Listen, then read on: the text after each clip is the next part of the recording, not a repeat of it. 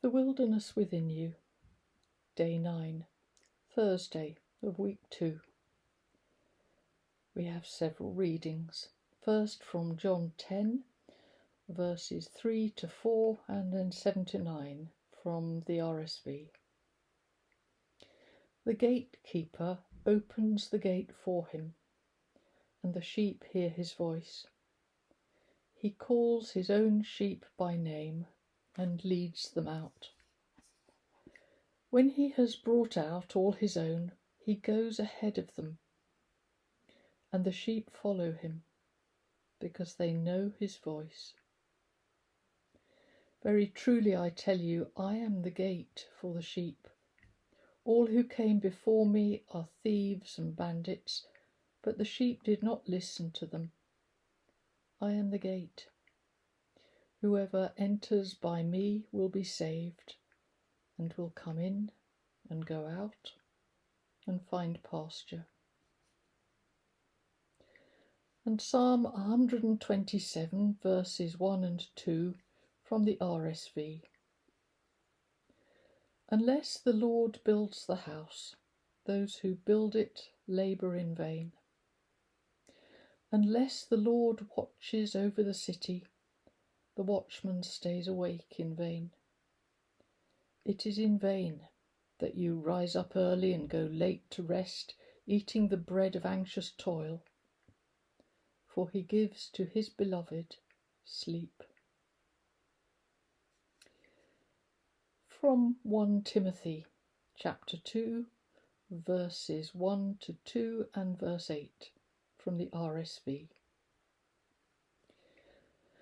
First of all, then, I urge that supplications, prayers, intercessions, and thanksgivings be made for all men, for kings and all who are in high positions, that we may lead a quiet and peaceable life, godly and respectful in every way. I desire then that in every place the men should pray, lifting holy hands, without anger or quarrelling.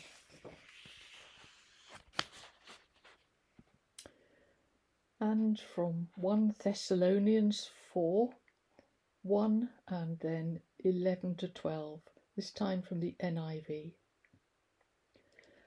As for other matters, brothers and sisters, we instructed you how to live in order to please God, as in fact you are living.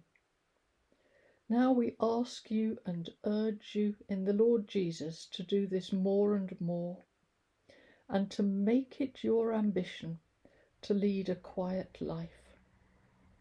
You should mind your own business and work with your hands, just as we told you, so that your daily life may win the respect of outsiders, and so that you will not be dependent on anybody.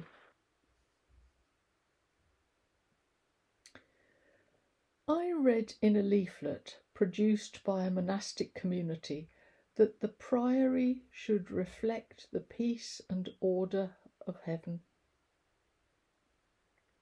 I noticed the little grin on Jesus' face as I share this memory with him. What? I say.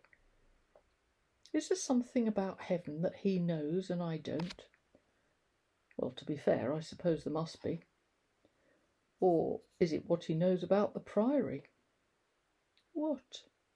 I say again. But he won't be drawn. So if he's not talking, I might as well be. Everything is made better by living simply. If I declutter my schedule and am really disciplined about what I take on, I am more spacious inside. I get less stressed and I don't resent people. I'm happy to see them. When I have too much to do, everyone's a nuisance and I cross the road when I see them coming. I pause and think. How did you do it? I ask him.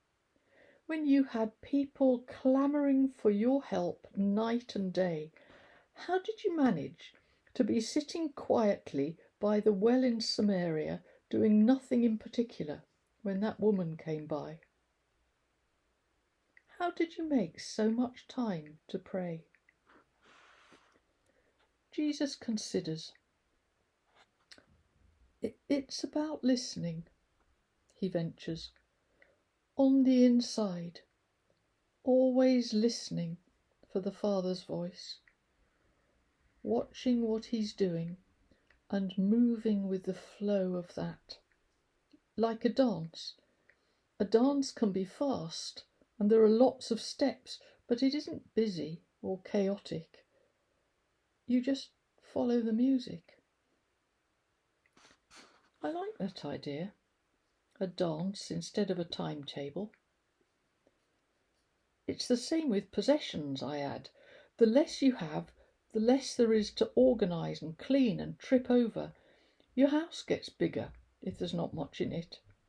So you don't need to upgrade to a massive mortgage just to have somewhere to stash all your junk, because there isn't any. Why am I saying this to Jesus? What can I possibly have to tell him about simplicity? But he nods in agreement. It's easier to concentrate on the people, he says, when you aren't always worrying about the things. Stuff you can't see as well. Invisible trophies like status and achievements, being important and well thought of, being right. It's all mental furniture. And you can't really be alongside people if they're envious of what you have or what you are. If you have what they've always wanted and it's eating them up inside, it makes it harder to be their friend. If you just have nothing, it's easier for them to concentrate on what you say and how you live, because what else is there? Easier for you to concentrate on it for the same reason. And no arguing, I chime in, no wars and no career ladders, no stepping over other people to reach the top. A quiet life, the peace and order of heaven, learning the steps of the dance that goes with the music of life, being as free to come and go as a sheep is free to follow the shepherd out to pasture and safe home to the fold. No briefcase to carry, no image to keep up, just walking along the track with the others, listening for his voice. It's such a beautiful way to live, I comment, so pure in heart and so free. Yeah, Jesus looking at me sideways is laughing. And so hard to do. It takes a bit of practice. You haven't to be disheartened if it doesn't come together all at once.